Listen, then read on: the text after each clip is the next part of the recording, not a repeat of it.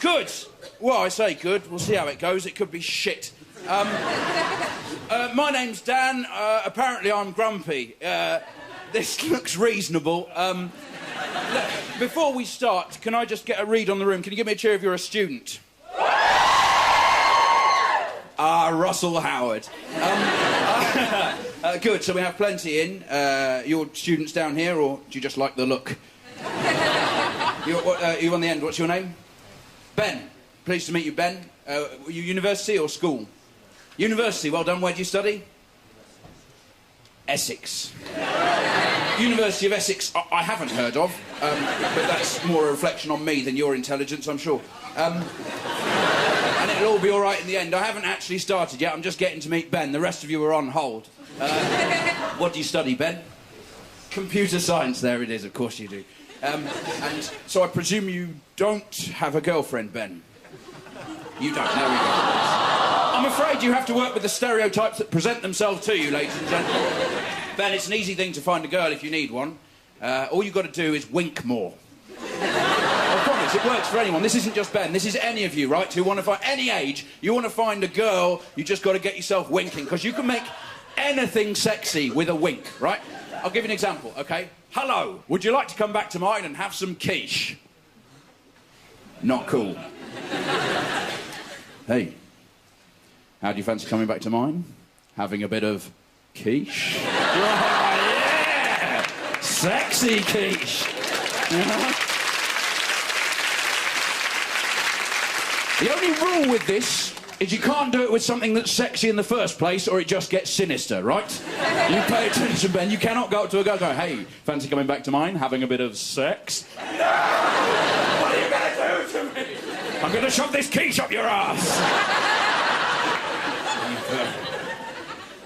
So I'm a comedian. I'll give a tip first, seeing as this seems to be predominantly students. This is a tip for all the students in the room and beyond.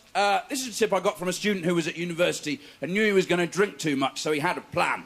He said the first week of university, the first place he was going to go was a builder's merchant yard to buy himself a traffic cone.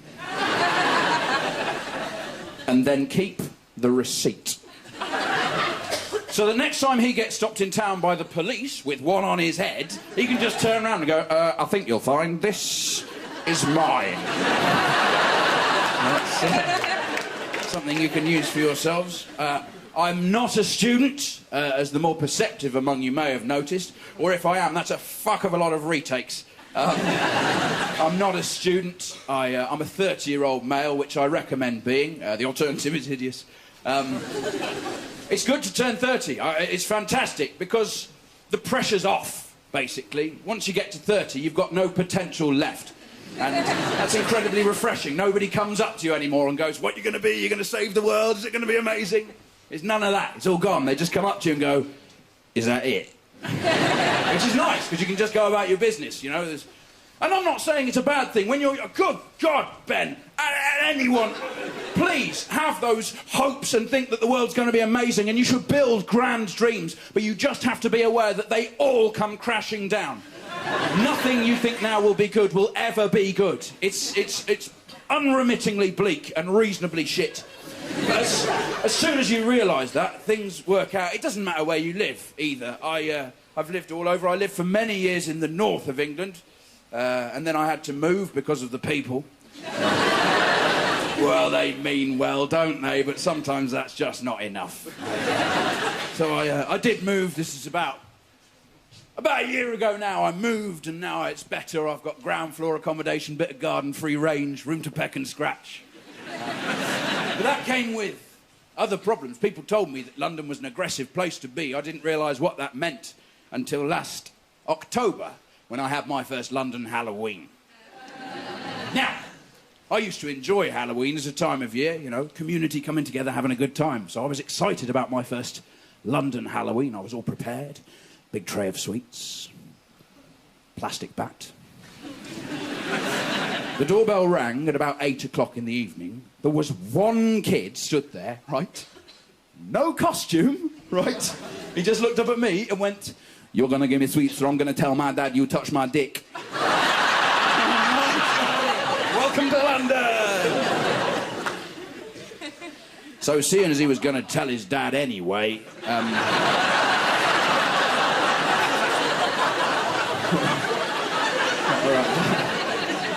slip a little pedo gag under the radar. I caused too much of a ruckus. But it's worked out fine. I've found coping mechanisms. I find alcohol to be the solution, quite frankly. I have an uncomplicated relationship with alcohol in that it owns me. But it's a wonderful solution, and it's part of being British. As British people, we don't actually interact with each other without alcohol. If you don't have a drop to drink, you just sat there going, oh, I like your hair, I like your books, kill me! It's horrendous, you know? I had to have dinner with my neighbours the other week. Christ, I don't recommend you do that, tedious pricks.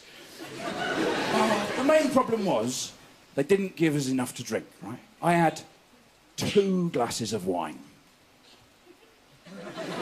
Not enough! You have 2 glasses of wine. That's actually a dangerous amount of alcohol, because you think you're being interesting when you're actually being boring, right?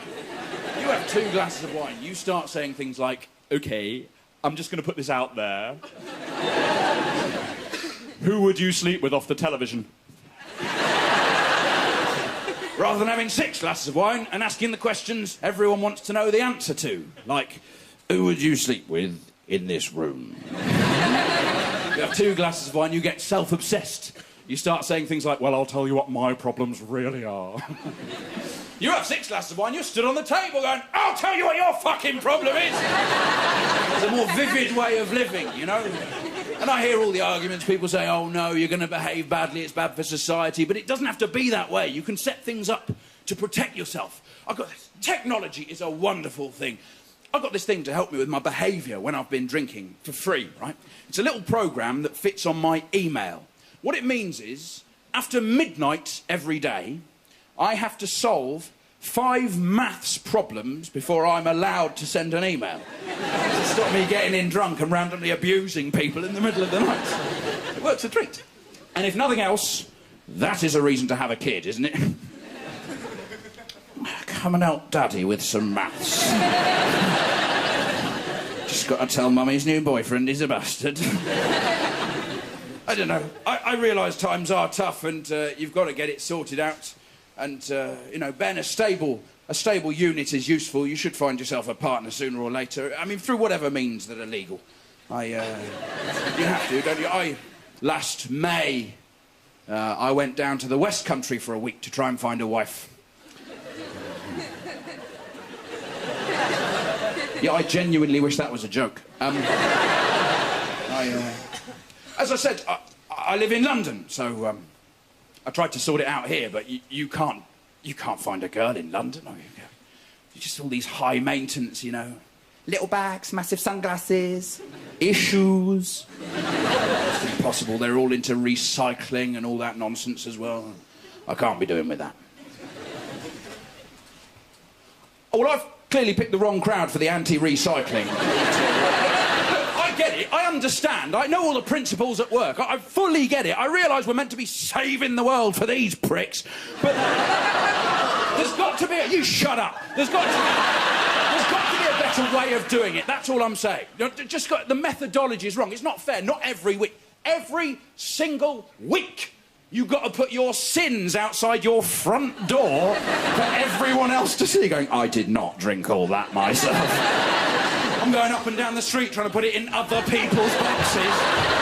And they're all putting out organic vegetables, soya milk. I'm just putting out gin bottles and cat food tins. You should have seen their faces when they found out I haven't even got a cat. So I decided that what I needed to find was a low-maintenance woman. So I went to Cornwall. Because that's where they live. Fantastic. They got this lust for life you can only have when you're part idiot, you know?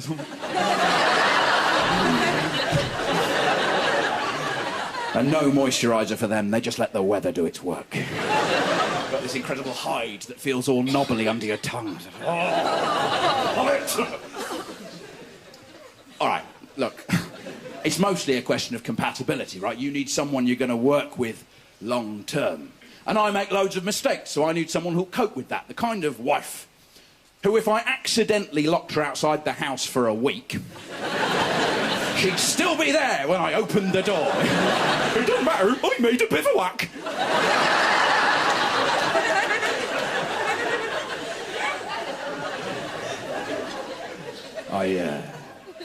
I didn't find a wife, which with hindsight may have been down to stereotyping issues, but it's quite hard to put your finger on it.